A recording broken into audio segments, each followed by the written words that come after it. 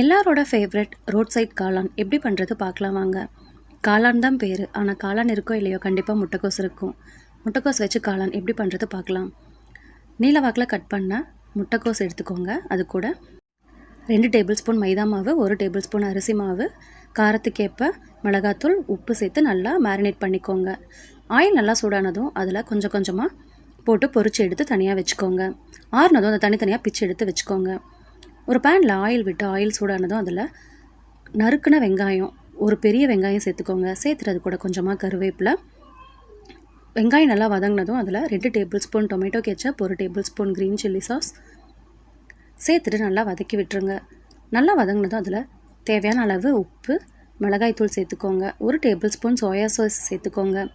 சேர்த்துட்டு அதையும் நல்லா வதக்கி விட்டுருங்க. சோயா சாஸ் சேர்த்துட்டு கொஞ்சமாக தண்ணி சேர்த்து நல்லா கொதி வர டைமில் நம்ம பொரிச்சு வச்சுருக்க முட்டைக்கோஸை அது கூட சேர்த்துக்கோங்க. சேர்த்துட்டு கொஞ்சமாக தண்ணி சேர்த்து நல்லா அது கொதி விடுங்க. நல்லா அது வெந்ததும் அதில் 1 டேபிள் ஸ்பூன் கார்ன்ஃப்ளவர் மாவை தண்ணி விட்டு கரைச்சி அது கூட சேர்த்துக்கோங்க. சேர்த்துட்டு நல்லா கலந்து விட்டுருங்க. அவ்வளோதாங்க, சூப்பரான ரோட் சைட் காளான் ரெடி.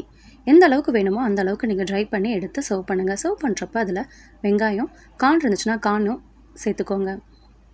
செஞ்சு பார்த்துட்டு எப்படி வந்துச்சுன்னு கண்டிப்பாக கமெண்ட்டில் சொல்லுங்கள். ரெசிபி பிடிச்சிருந்தா கண்டிப்பாக சேனலை சப்ஸ்கிரைப் பண்ணுங்கள். கண்டிப்பாக லைக் பண்ணுங்கள்.